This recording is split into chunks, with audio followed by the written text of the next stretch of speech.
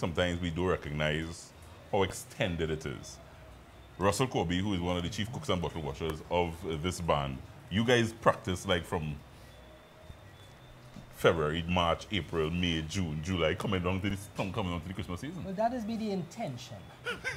Right, to practice from all then, but it never really works out that way. But the parang season starts when officially?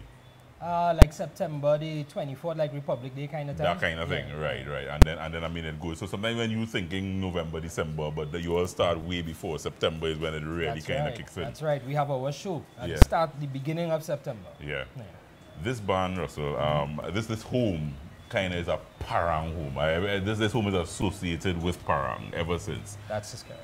Your dad, I think, probably had a big part to play. God rest his soul. No, he had a big part to play. Tell me about that connection that the home, yourself, Dad had with parang. Yeah. Well, Dad is a family man.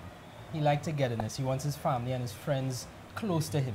So when I got involved in parang, he saw it as an instrument, a tool to keep everyone together. Yeah. So not everyone may be a lover of parang, but they love the atmosphere that he would create with the parang music, and it's infectious. So it may not be their most favorite genre of all, but they can appreciate and love what was going on, and of course the atmosphere. Yeah. You fell in love with parang based on that, based on. Actually, no. This group started as Utile Carolers back in 1981. Right. Right. I was a part of that. We used to go house to house singing carols, and at the end of that performance, we'd sing like one parang song, the entire group of little children. And when they got older, they didn't want, like when they got to secondary school, they didn't want it to stay a part of it because they got embarrassed, going on stage.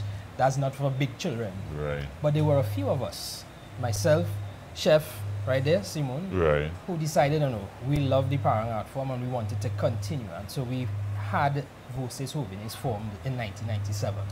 Right, yeah? so it continued. That's right. It continued. So, and then the love continued to grow and grow. And then with Daddy come having the function here, it just keeps blossoming. Yeah. I mean, literally every Christmas, it's normally like Boxing Day. We try to have it the Saturday after Christmas. Right, and parang bands from all over the country comes into this home and lights up the place. It's like almost like a parang festival basically that happens here, and it's really amazing. And the love for the genre, I think you guys keep it alive. You all went on to win, as I said, the national championship. Yes, that probably was an experience and an achievement. It was long in the making because we've taken part in the competition before, right?